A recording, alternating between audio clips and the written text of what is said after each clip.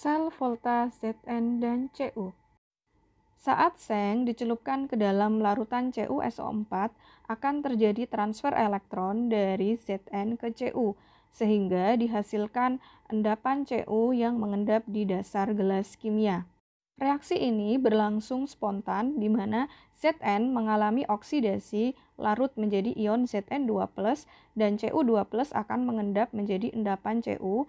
Reaksinya adalah sebagai berikut. Reaksi oksidasi dan reduksi dari seng dan tembaga menghasilkan energi listrik yang dirangkai dalam suatu rangkaian sel volta. Seng dicelupkan ke dalam larutan ZnSO4 dan Cu dicelupkan ke dalam larutan CuSO4. Rangkaian ini belum bisa menghantarkan listrik sehingga lampu masih padam. Kita harus melengkapi rangkaian sel volta dengan jembatan garam. Garam yang kita pakai bisa menggunakan garam natrium sulfat.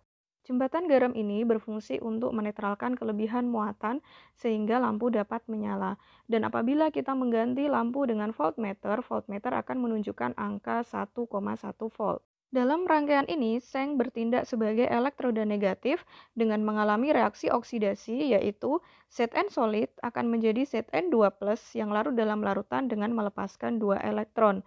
Tembaga bertindak sebagai elektroda positif dengan mengalami reaksi reduksi, yaitu Cu2+ menangkap 2 elektron dan akan mengendapkan Cu solid.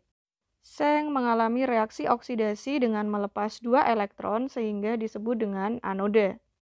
Tembaga mengalami reaksi reduksi dengan menangkap 2 elektron sehingga disebut dengan katoda. Elektron mengalir dari anoda menuju ke katoda. Anoda yang menghasilkan ion Zn2+ secara terus-menerus akan kelebihan muatan positif sehingga dinetralkan oleh jembatan garam SO42-. Sedangkan katoda yang mengendapkan ion Cu2+ secara terus-menerus akan kelebihan ion negatif sehingga dinetralkan oleh jembatan garam Na+. Sekianlah cara kerja dari sel volta di mana terjadi aliran elektron dari anoda menuju ke katoda sehingga dihasilkan energi listrik. Terima kasih atas perhatiannya, sampai jumpa.